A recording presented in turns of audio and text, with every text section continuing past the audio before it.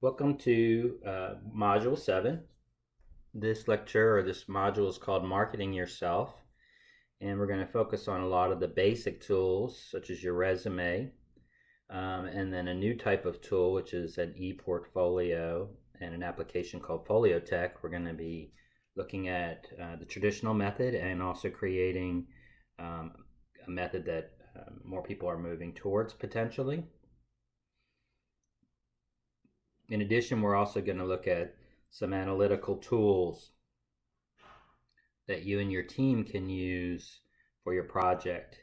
It's very important that when you're doing analysis that you use tools or methodologies that allow you to do a more objective analysis of your ideas, your solutions, and even how you are validating and making credible the assumptions you have around what challenges an industry or business is facing.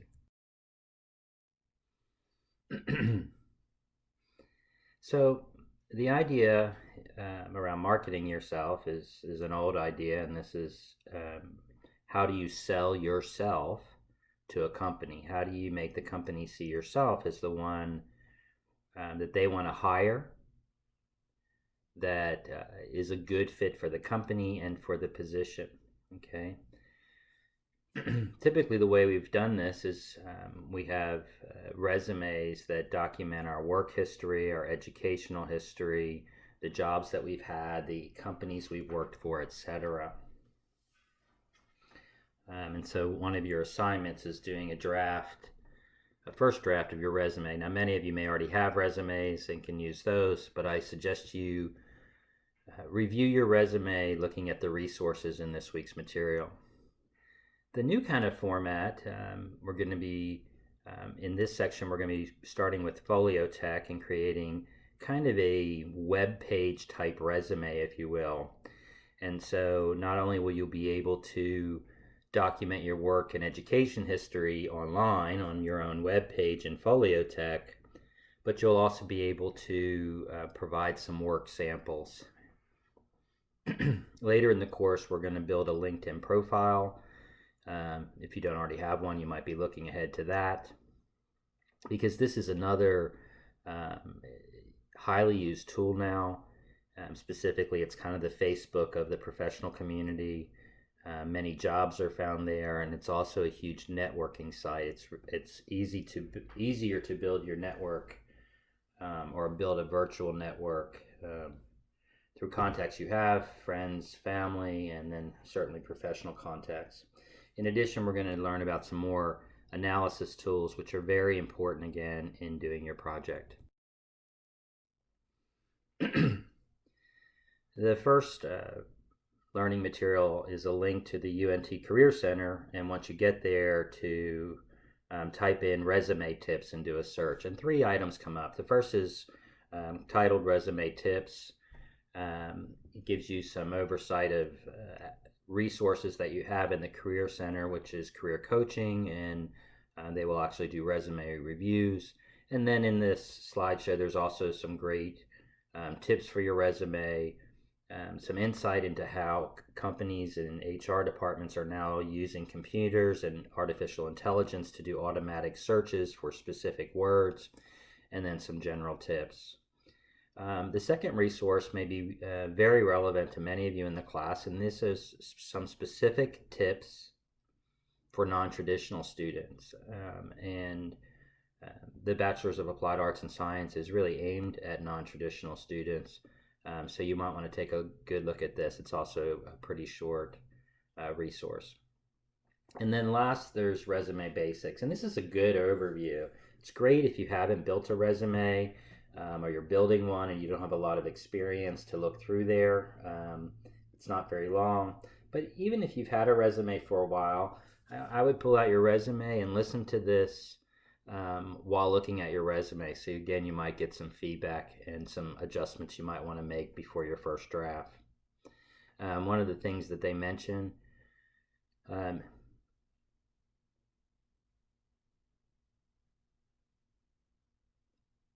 was this median employee tenure. I think that's actually a note from a prior slide that I left on there, so just ignore that. My bad. The second learning material is just a bunch of samples that are on the UNT site. Again, if you haven't built a resume before, this is a good place to go and look at how they're formatted. There's a little picture here. Obviously, it's no one's for real, but you can just see how even the image here is so clean. It's easy to pull out the jobs that people had, the education, any affiliations, etc. What's really important when you're doing your resume is someone should be able to scan it. In 30 seconds, I should be able to tell the types of jobs. Your job title is very important to stand out so I can see the types of jobs and also the companies you've worked for. Um, so that's what I really want to see if I'm an HR person looking for trying to fill a position, is someone who's connected by jobs, or again, if I'm doing that automatic search, by the keyword. Our next resource is an article about looking for jobs.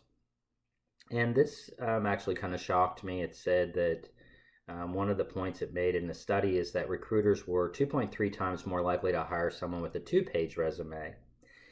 And, this is contrary to feedback that I've always received from close friends and colleagues who are recruiters, that unless they're hiring for kind of an upper level management role, and that I would say mid to upper, that you don't want a 2-page resume.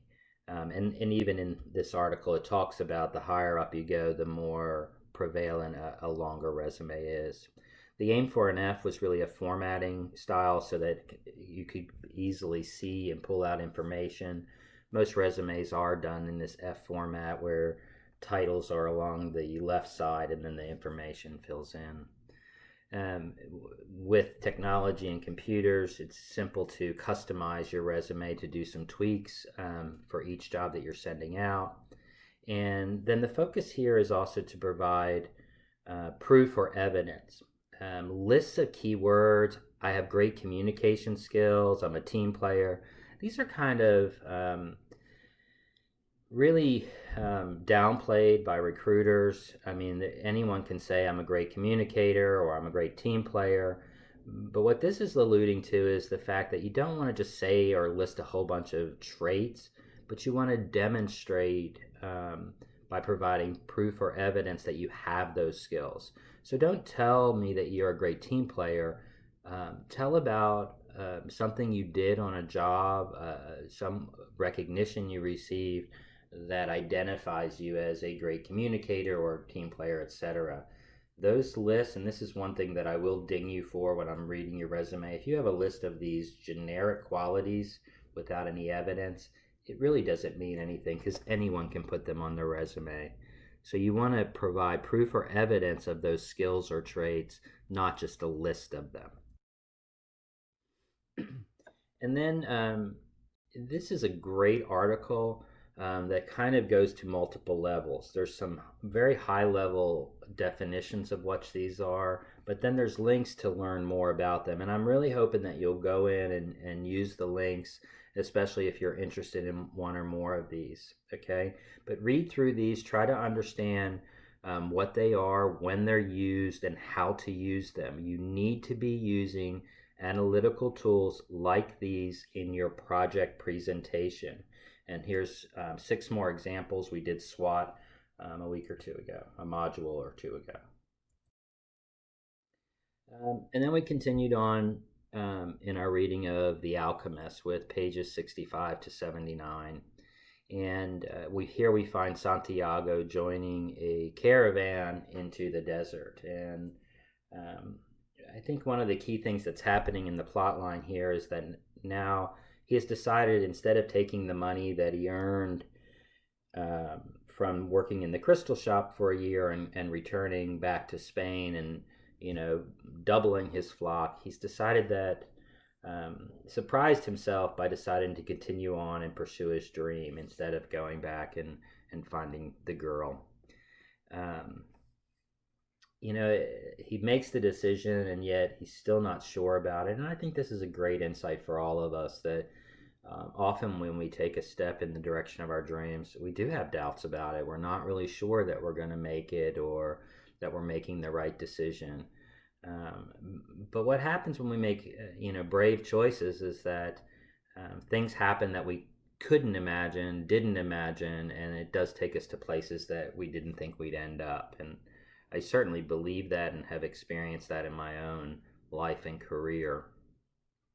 Um, a perfect example that I may have shared before is that while looking for a job in Dallas as a marketing director using Monster.com, one day a job opportunity popped up for a role in Munich, Germany, and I wasn't looking for an overseas role at this time, but I thought it was kind of interesting, and I'd always wanted to work overseas, and so because I was using a search engine, I just sent off my resume more as a joke, and lo and behold, a week later, I'm interviewing with the CEO, and 3 weeks later, I'm on a plane to Munich, and a month later, moving to Munich with my family. Um, he talks about learning from all things that, if you kind of are in trouble or you're having success, that there's learning here, that everything around you, people, situations, etc., are learning opportunities, and that there's a certain element that's very intuitive that when we take a step back and try to maybe see the silver lining in the cloud, that our intuition can connect into something bigger and perhaps better, or at least help us to reframe our energy. A lot of us stop short of change because we're afraid of losing what we have, and he talks briefly in that about whether it's our lives or our possessions or property. But there is also um, something about the energy and power, and in my mind, when you are pursuing a dream and when you really want something with all your heart and you invest your time and energy in it. And I'm not talking about a new sofa or a remodeled kitchen. We're really talking about something that is more connected to your passion and who do you think you are, and at a deeper level. This TED Talk was really interesting and fun. They're not very long. He alludes to the fact that 25% of people don't work in their area of their degree. So, how do you get a job when your education is not aligned or directly relevant to the position? And the focus here is about highlighting more your abilities than your experience and how you do that. He's got a great example here. And this fits nicely into the Folio Tech project this week and the portfolio that's coming up, specifically about highlighting your work samples, what work you've done, and then really trying to think outside of the box about how that could be used in different jobs or industries. In a previous model, you looked at different 3 or 4 different jobs and did some research in them and then thought about what kind of companies could use those jobs. So this is a little bit different. This is thinking about what skill sets you have and what are some non-traditional places that skill set could really be used. And again, highlighting the idea that being able to show your work sample could provide you with an equal kind of selling point as perhaps experience in a similar job. Okay, so what's up this week? So you got your learning quiz as normal. These have all been moved to 20 minutes. A first draft of your resume. Probably most of you already have this. I would look it over again, specifically in reference to the learning materials this week, and see if there are some tweaks you want to make. And then you're going to be doing a building your own web page kind of resume on Folio Tech, which is a cover page, and then also including some projects. And then you're actually going to start your PowerPoint for your project, and really all you have to do is an introduction draft. And so this is just to get you started on building the presentation. There are about 3 or 4 different checkpoints along the way where you'll be adding to that PowerPoint, and just so you can get some feedback along the way about style, format, etc. As always, reach out to me with any questions or requests for assistance that you need. Enjoy Module 7, Marketing Yourself.